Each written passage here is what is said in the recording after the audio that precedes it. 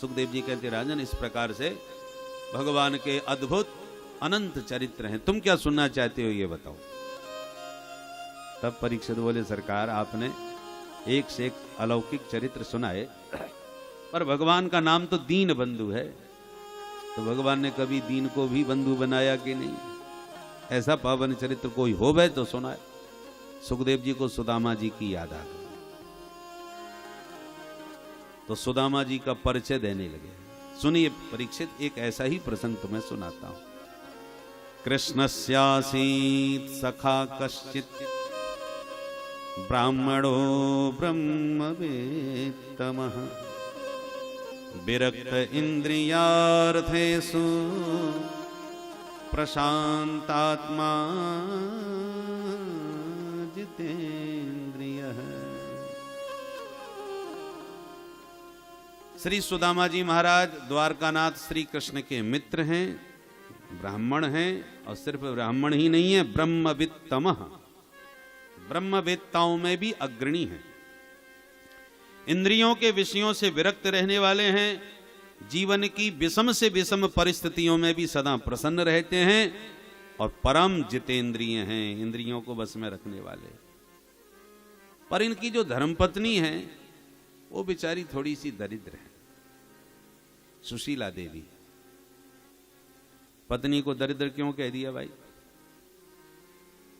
पतिदेव डॉक्टर हों तो देवी जी अपने आप ही डॉक्टर नहीं कहलाने लगती हैं। पतिदेव पंडित जी हों तो देवी पंडितानी, पतिदेव मास्टर हों तो देवी जी मास्टरनी, और पतिदेव डाकिया हों तो अब घर में जाके लगा लेना हिसाब। बोलो राधे राधे। तो कई डिग्रियां ऐसी हैं जो पतिदेव के सहारे देवी जी को अपने आप मिल जाती हैं, पर यहां पर सुदामा जी को तो बड़ा लंबा चौड़ा विशेषताओं से विभूषित किया और सुशीला को दरिद्रा कह दिया। दरिद्रा सीदमाना सा वेपमाना भिगम्य च। क्यों? क्योंकि सुखदेव जी की दृष्टि में दरिद्र वह है जो अपने जीवन में असंतुष्ट रहता है, जिसकी तृष्णा बढ़ी हो वही दरिद्र है। तो सुखदेव जी की दृष्टि में सुशीला दरिद्र इसलिए है क्योंकि उसके मन में धन की कामना बनी रहती है, और सुदामा जी पर कुछ भी नहीं है और उन्हें चाहिए भी कुछ नहीं, चाहते भी कुछ नहीं। देखो भिखारी में और भिक्षुक में अंतर है। क्या अंतर है? भिक्षुक तो साधु होता है, साधु संत भिक्षुक कहलाते हैं। जब तीव्र भूख लगती है तो भिक्षा मांगने किसी के दरवाजे पर पहुंचते हैं, आवाज लग गई, जो मिल गया सो पा लिया, पा करके पेट भर गया, जैसे यार मस्त, अब आगे नहीं चाहिए कुछ। आज भी ब्रज में ऐसे साधु हैं जिनकी भिक्षा यदि आप कराना चाहें तो 1 साल पहले नंबर नहीं लगेगा, सालों साल भिक्षा बुक रहती है। आज की भिक्षा उनके यहां, आज की भिक्षा उनके यहां, तारीख के हिसाब से। लोग तरसते हैं कि इन महाराज जी की भिक्षा कराने का हमें सौभाग्य मिले, और हर किसी की वो भिक्षा लेते भी नहीं, स्वीकार भी नहीं करते। पूछेंगे तुम्हारा कारोबार क्या है, क्या काम करते हो? यदि गलत काम करते हो तो आपकी भिक्षा स्वीकार ही नहीं करेंगे।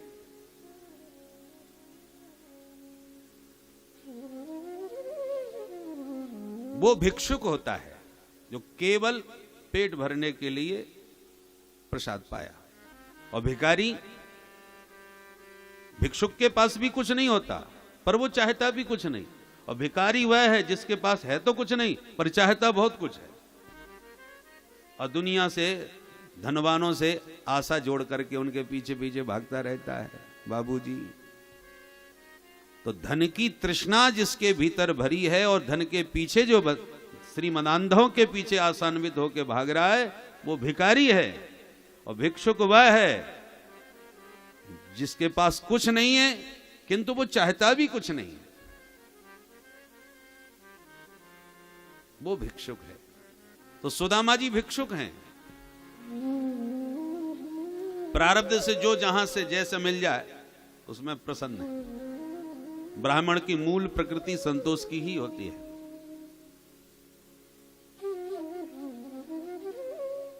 परिणाम ये हुआ कि प्रभु समझ गए ये तो कुछ मांगने वाला है नहीं, तो साधु बन के पहुंच गए। भिक्षाम देही। सुदामा जी तो भजन में बैठे थे। सुशीला ने कहा महाराज मेरे घर में सूतक लग गया है, मैं कुछ दे नहीं पाऊंगी। अच्छा, काय का सूतक लग गया है? बोले वृद्धि सूतक है, बच्चा हुआ है। बच्चा हुआ है तुम्हारे? हाँ। ओह, कब हुआ? क्या नाम रखा? बोले महाराज उसका नाम तो है दारिद्र देव। दारिद्र देव पैदा भये हैं, और ये जब से पैदा हुए हैं ऐसा जबरदस्त सूतक लग गया कि लेना देना सब बंद हो गया। सूतक में लेन देन खत्म। ओ ये बात है, तुम्हारे यहां दारिद्र पैदा हुआ है। देवी तुम्हारे पति तो सुदामा जी है ना, ये सुदामा जी गई तो घर है ना। सुशीला हैरान हो गई, मेरे पति को भी कोई जानता है? क्योंकि दरिद्र को कौन जानता है? श्रीमानों को तो सभी जानते हैं। एक दरिद्र देव कहते हैं कि भो दारिद्र्य नमस्तुभ्यम सिद्धो हम तत्प्रसादतः पश्यामि जगत सर्वम न माम पश्यति कश्चन। हे दरिद्र देव, तूने हमको सिद्धि प्रदान कर दी। कौन सी सिद्धि मिल गई? कि मैं सारी दुनिया को देख सकता हूं पर मुझे कोई नहीं देखता। ये सिद्धि दरिद्रता ने हमको प्रदान कर दी। दरिद्र को कोई नहीं देखता।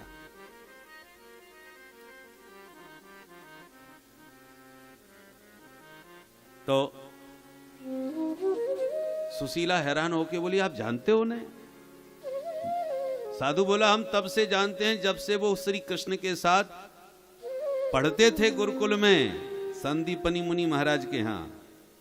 अब तो और आश्चर्य हो गया, क्या कह रहे हैं आप? मेरे स्वामी जी द्वारकानाथ कृष्ण के साथ पढ़ते थे? बोले हाँ हाँ, तुम्हें बताया नहीं कभी? नहीं नहीं, मुझे तो कभी सुनने में नहीं आया, ना उन्होंने चर्चा की। अरे तो पूछ लेना, हम झूठ नहीं बोलते।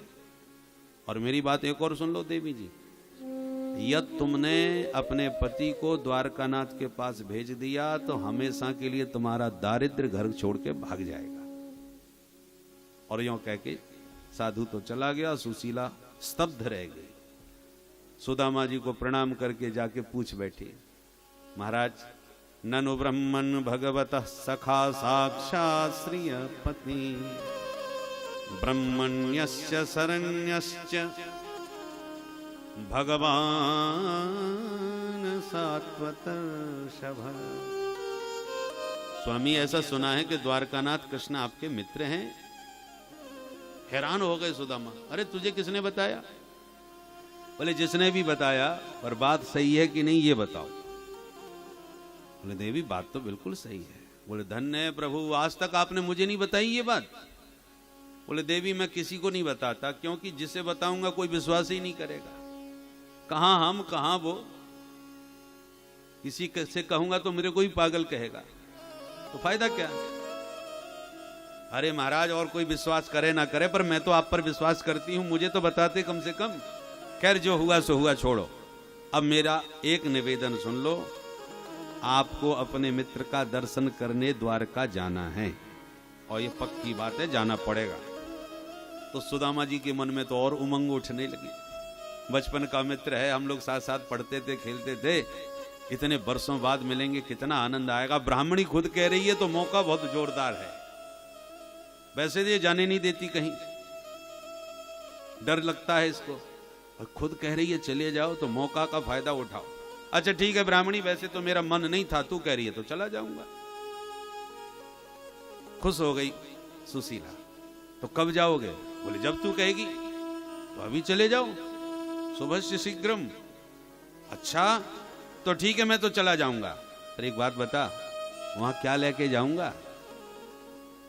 कृष्ण साधारण नहीं है, वो द्वारका का राजा है, द्वारकाधीश। महापुरुषों के यहां खाली हाथ नहीं जाया करते, कुछ ना कुछ लेके जाना चाहिए ना।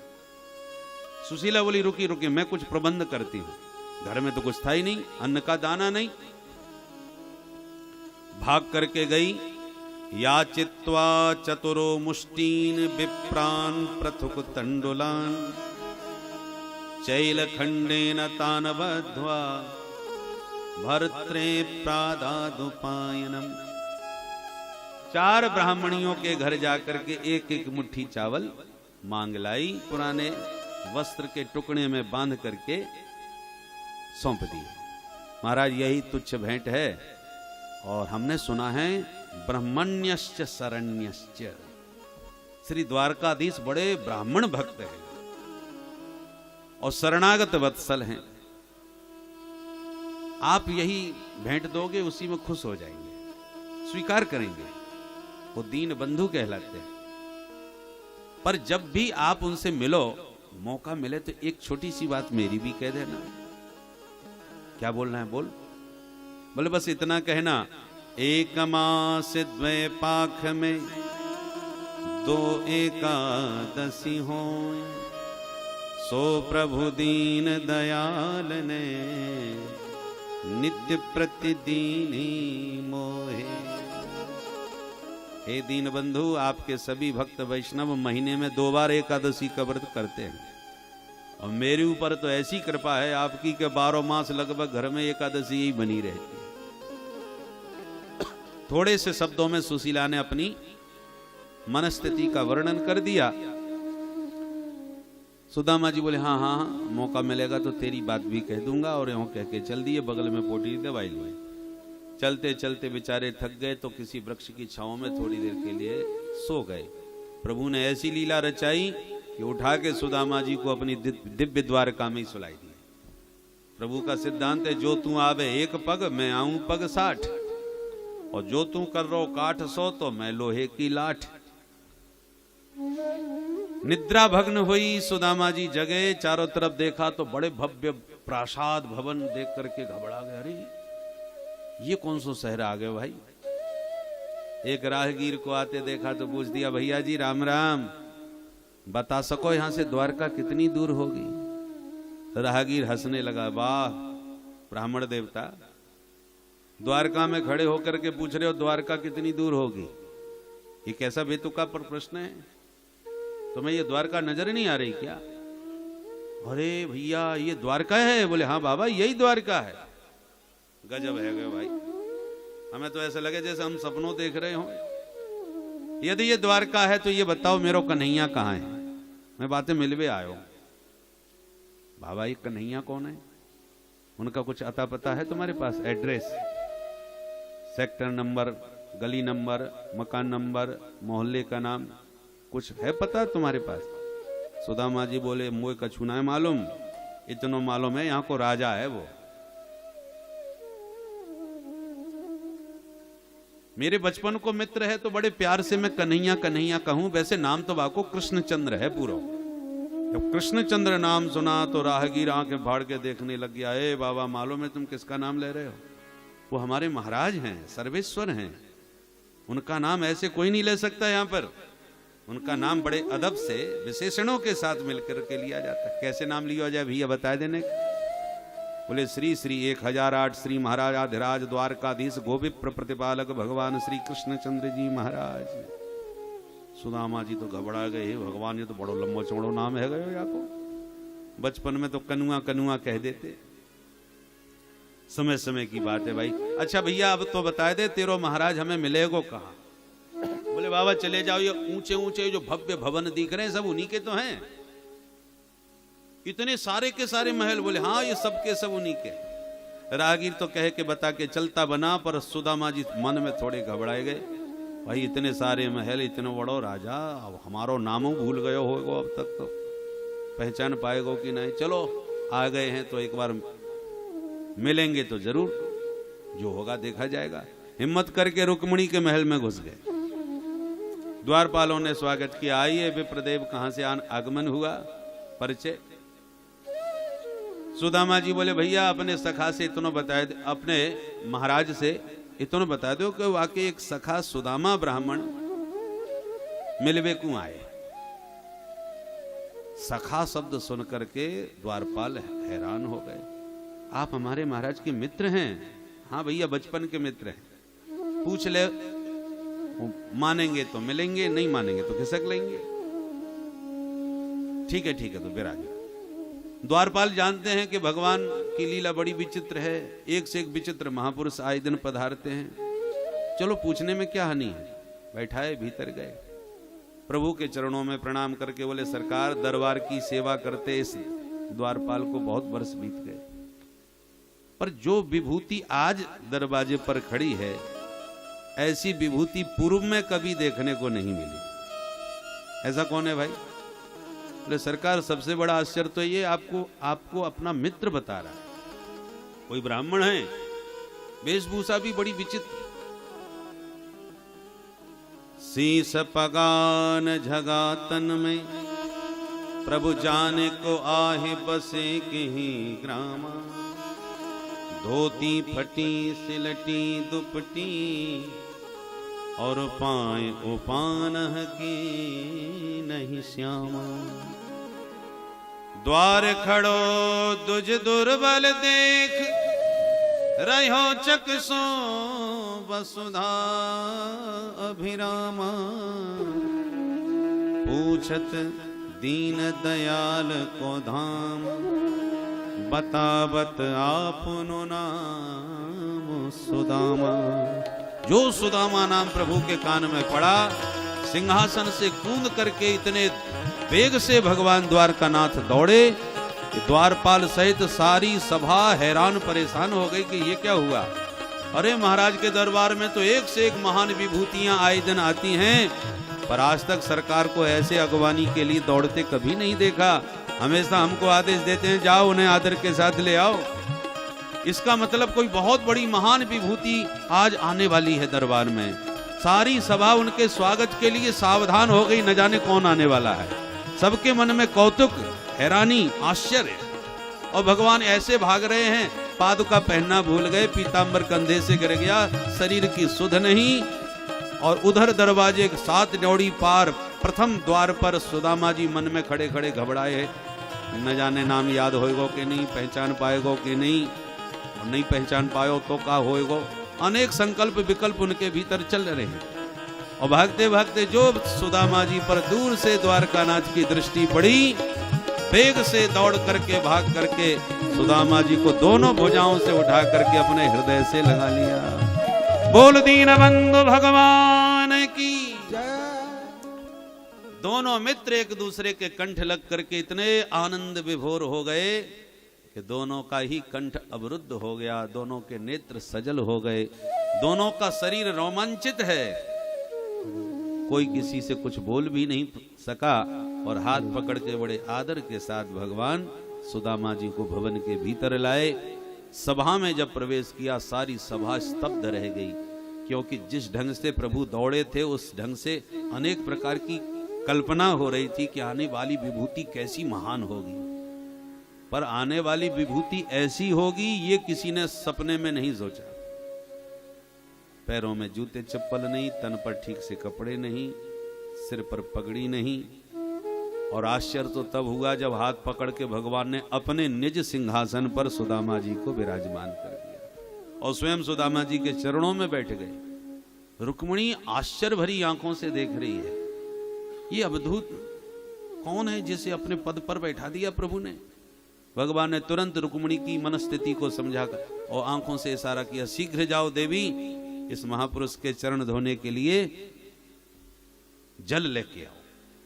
अब रुक्मिणी भागी भवन में, मन में सोच गई हो ना हो ये विभूति कोई बहुत ही बड़ी है, क्योंकि दास दासियों को जो आदेश दिया जाता है दरबार में, पट्ट महिषी को आदेश दिया है, इसका मतलब ये साधारण कोई महापुरुष नहीं है। रुक्मिणी स्वयं भागी जल लाने को, और भगवान बैठ गए चरणों में, पीतांबर उठा लिया और चरणों में लगी सुदामा जी की जो धूल थी उस पीतांबर से धीरे धीरे धूल झाड़ने लगे।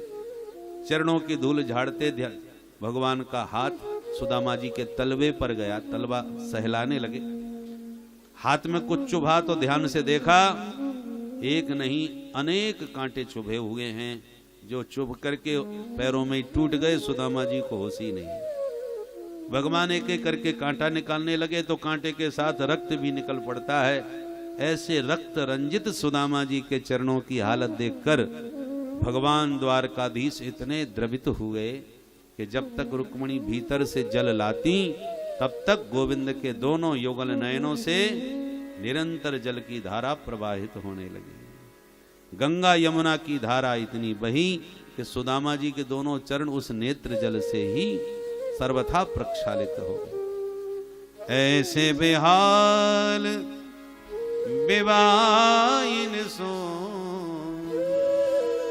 पग कंटक जाल लगे पुनि जोए।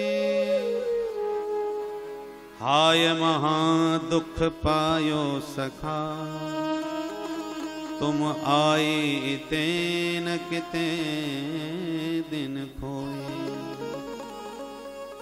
देख सुदामा की दीन दशा करुणा करके करुणा निधि रोए।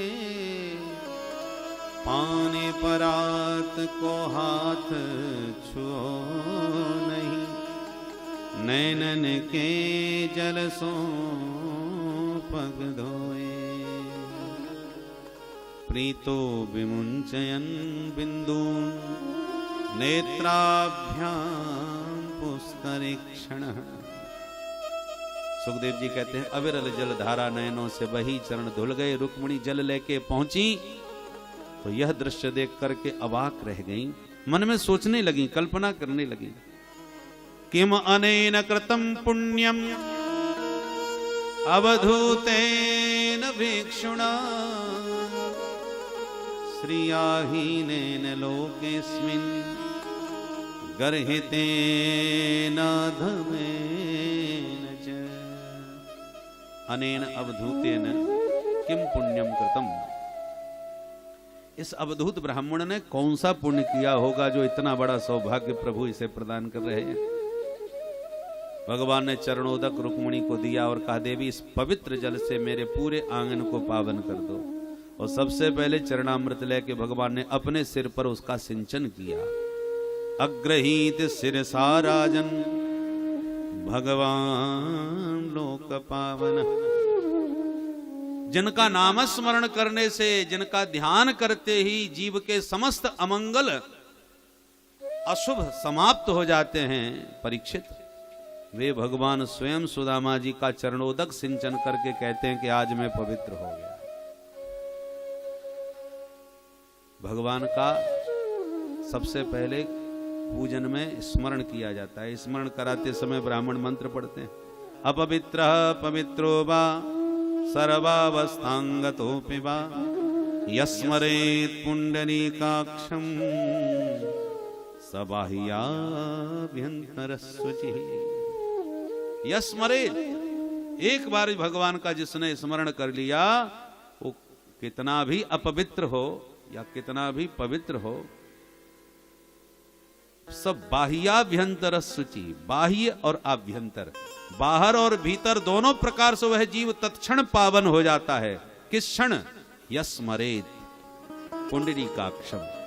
भगवान पुंडरीकाक्ष श्री कृष्ण कन्हैया का, नारायण का ध्यान किया कि तुरंत पवित्र हो गया।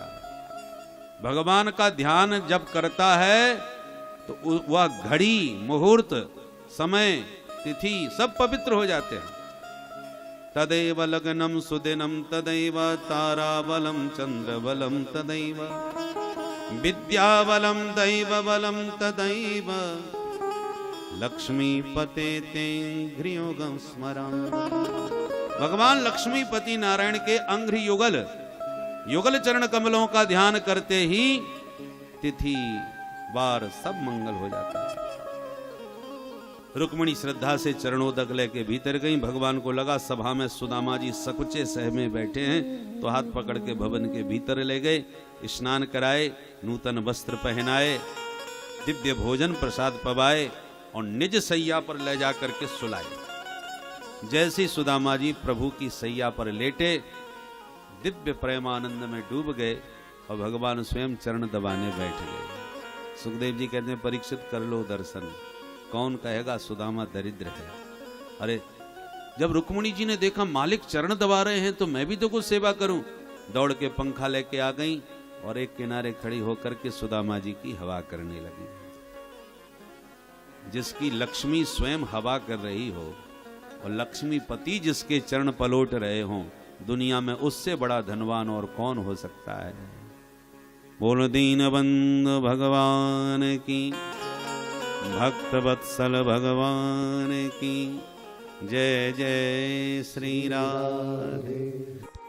तो दोस्तों मेरी आपसे हम्बल रिक्वेस्ट है, अगर आपको वीडियो पसंद आया हो तो प्लीज वीडियो को लाइक और शेयर करना मत भूलिए, और प्लीज प्लीज प्लीज इस चैनल को सब्सक्राइब जरूर कर लीजिए, क्योंकि मैं ऐसे वीडियोस अपलोड करता रहता हूं। और सब्सक्राइब करने के बाद उस बेल आइकन पे जरूर क्लिक कर दीजिएगा, ताकि कोई भी न्यू वीडियो आपकी मिस ना हो सके। तो दोस्तों प्लीज एक humble request, please subscribe to our channel.